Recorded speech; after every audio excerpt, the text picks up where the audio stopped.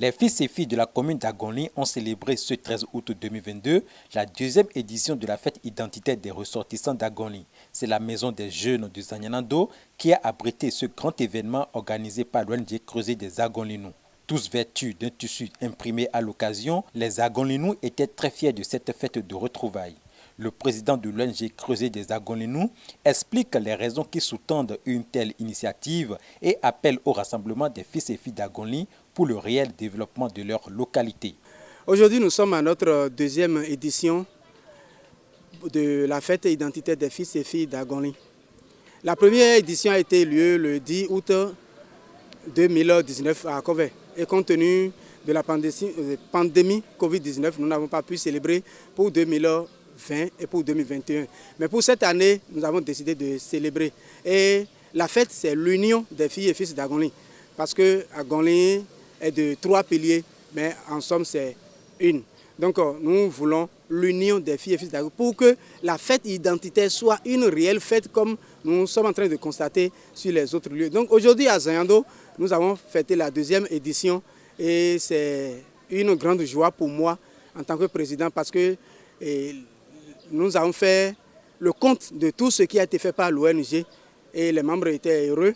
Nous aussi, nous sommes heureux et nous voyons que nous avons battu un bon travail.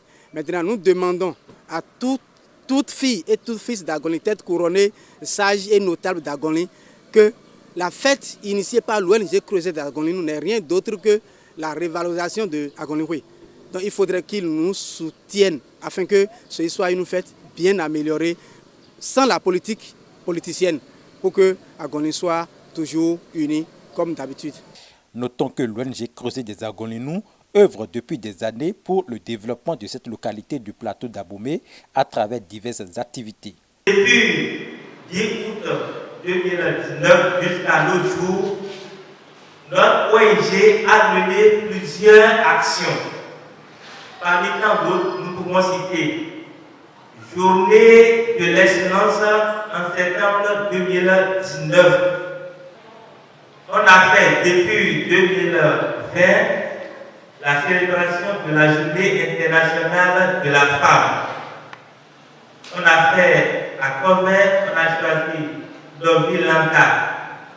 À Zanyanando, on a choisi Zomon, commune de Zanyanando, Zomon. Mouéki, on a choisi Dasso.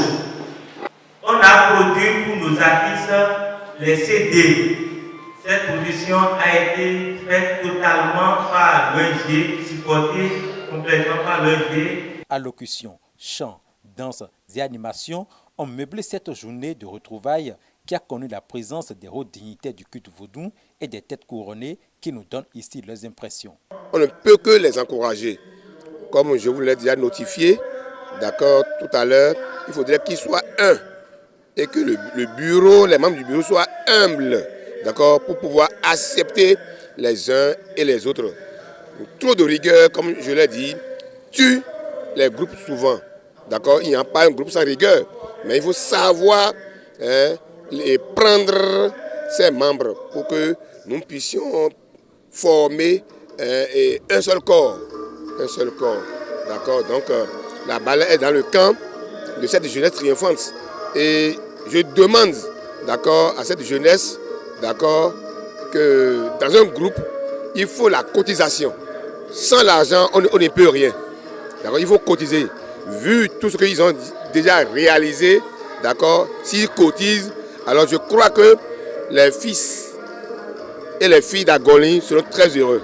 Si alors que le partage du repas a été la phase la plus sensible et symbolique de cette deuxième édition de la fête de retrouvailles des fils et filles d'Agonli. Rendez-vous à Ouenri pour la 3e édition.